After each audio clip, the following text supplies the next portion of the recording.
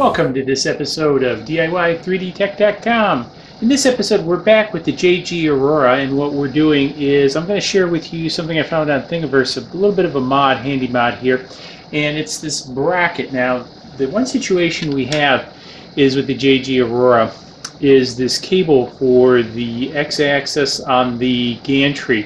Just kind of floats here, and the idea is as the motor runs up and down, is it kind of supposed to push off to the side.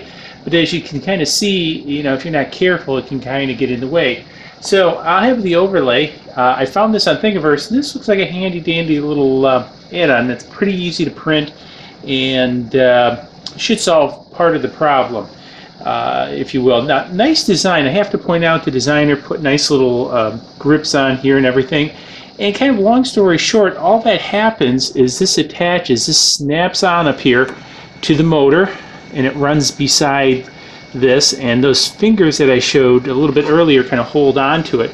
And then the idea is you just slide this in, and then what happens is this will always keep the cable kind of, get this on here and kind of pull this across a little bit more, I think, will keep the cable out of the way of the bed and keep it off to that side. So real simple fix. Now the one side I mentioned covers most of it.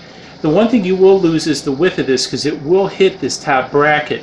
Now one of the things I'm going to probably do is take this and remix it and have it so it maybe that it mounts directly to the motor, because what I want to do is kind of pull this off for a second, and then what we'll do is we'll take this screw out, and what happens, you can see this looks like to be maybe a 20 millimeter, make sure I get it in there, 20 millimeter screw. So it's a little bit short because when I push it in before it catches the threads, it's just above this cap that it's recessed into. So what I'm going to do is I think these are number 3s. I'm going to get a little bit longer one, and then what I'm going to do is I'm going to remix this and put 2 holes in this, and then just mount this right to the motor itself, and then that way I have full travel clearance up into here for the whoops, do that on the floor, for the X gantry again. And put this back on. However, for the time being, this is a real simple, easy fix to prevent this from getting in the way, because especially if you're doing long prints and it's going to be a little bit unattended, this is good again to keep that over. So anyways, wanted to share this find with you. I thought it was pretty good. Real simple fix. No screws, no mods in this one. And so link for this will be below. Big thumbs up to the designer.